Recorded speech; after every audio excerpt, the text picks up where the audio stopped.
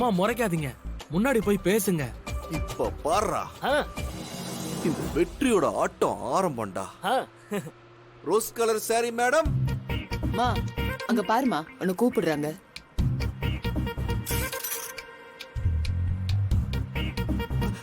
Madam நீங்களா? நான் என் அத்தை பொண்ணு கமலின்னு நினைச்சிட்டேன். கமலி ஃப்ரம் நடுக்காவேரி. உங்களை பின்னாடி இருந்து பாக்குறதுக்கு அப்படியே என் கமலி மாதிரியே இருந்துச்சா, அதான் கூப்பிட்டேன். சாரி மேடம், நீங்க திரும்பிக்கோங்க.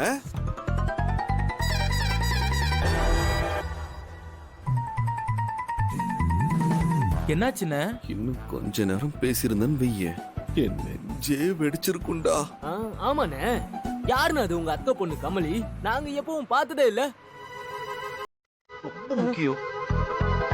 இந்த பஸ்ல இருந்து இறங்கினதுக்கு அப்புறம் யாருன்னு காட்டுறேன்.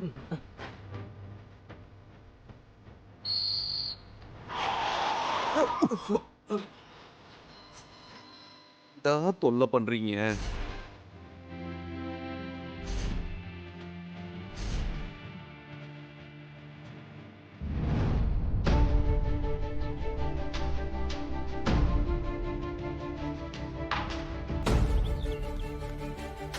ஏண்டா, என் தேவதை இந்த தெருவில் இறங்கி நடக்கும் போது பூக்காத மரமெல்லாம் அப்படியே பூத்து குலுங்குதல்லவா? என்ன கவிதை, என்ன கவிதை! டேய், அவன் நடந்து போற அழக பாருங்கடா. அந்த திருவாரூர் தேராட்டம் இருக்குல்ல, இந்த சினிமா நடிகைகள்லாம் என் ஆள் முன்னாடி ஒண்ணுமே இல்லடா.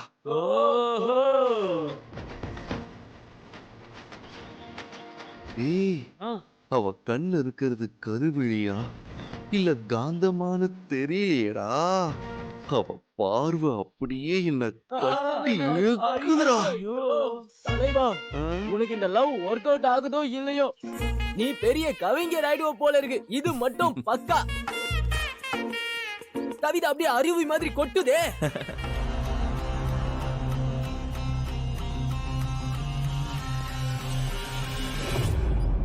சொல்லுங்க சார், வர சொல்லி இருந்தீங்க. உங்க மேல நம்பிக்கை நம்ம தான் சார். நான் பிளாங்க் செக்ல கையெழுத்து போட்டு டாக்குமெண்ட்ல எல்லாம் கையெழுத்து போட்டு கொடுத்துருக்கேனே சார். வட்டி தான் கட்டிடுறேன்னு சொல்லி இருக்கிறேனே. அப்புறம் இது எல்லாமே எல்லார்கிட்டயும் வாங்குறது தான். ஆனா நீங்க வட்டி கட்டுவீங்களா? சொன்ன தேதியில அசலை திருப்பி கொடுப்பீங்களான்னு எனக்கு சந்தேகமா இருக்கு. ஏன் சார் இப்படி எல்லாம் பேசுறீங்க? பின்ன இவர் பொண்ணுக்கு கல்யாணம் நடக்கல, அங்க ஏதோ பிரச்சனை ஆகி போலீஸ் ஸ்டேஷன் வரைக்கும் போயிட்டு வந்திருக்காரு. இப்படிப்பட்ட சிச்சுவேஷன்ல இவர் எப்படி நான் நம்புறது? நாளைக்கே ஒரு பர்மனண்டா ஜெயில போய் உட்காந்துட்டா எனக்கே ஒரு பணம் கொடுக்கறது. சார், நான் போலீஸ் ஸ்டேஷன் போனது உண்மைதான். ஆனா என் மேல எந்த தப்பும் கிடையாது சார். நான் நிரபராதின்னு சொல்லித்தானே என்னை அனுப்பிச்சிருக்காங்க. சார், கை நீட்டி பணம் வாங்கினதுக்காக இப்படி எல்லாமா சார் பேசுவீங்க? ஏற்கனவே போலீஸ் ஸ்டேஷன் போயிட்டு வந்ததுல இருந்து அவர் பயத்துல இருக்காப்ல. அதே பயத்துல தாங்க நானும் இருக்கேன். இந்தாங்க உங்க பத்திரம், எனக்கு தேவையில்ல. எனக்கு உடனே பணம் வேணும். சார்,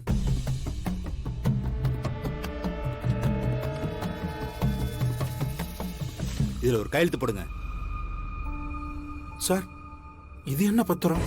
அன்னைக்கு என்கிட்ட சைட் பத்திரம் வச்சு அடமானம் வாங்குனீங்களே, அந்த சைட்டை என் பேருக்கு எழுதி கொடுங்க.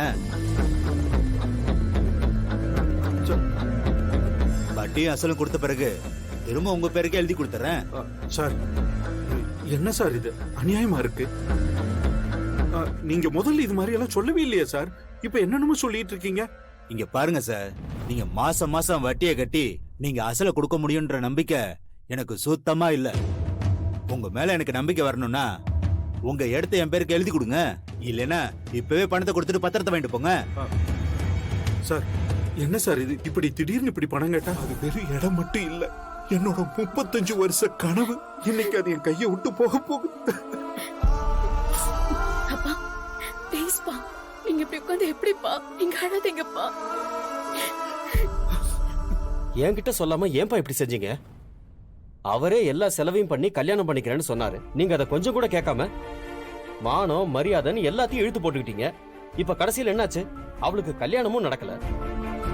நடக்காத கல்யாணத்தை நினைச்சு தாலி எழுந்தவ மாதிரி இவ ஒரு பக்கம் அழுதுகிட்டு இருக்கா. இதோ நீங்க இருக்கிற ஒரு இடத்தையும் தொலைச்சிட்டு வந்து நிக்கிறீங்க.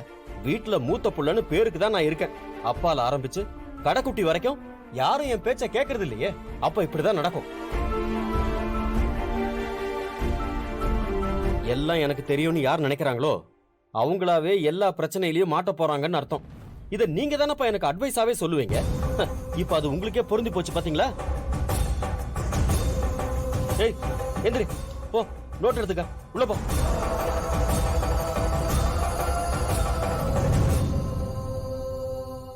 அப்பா நான் சொல்றேன்னு தப்பா நினைச்சுக்காதீங்க.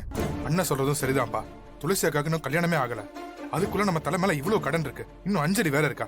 இதுல நான் எப்படிப்பா ஸ்டார்ட் அப் பிசினஸ் ஆரம்பிக்கிறது? என் ஐடியாலாம் நாசமா போச்சு.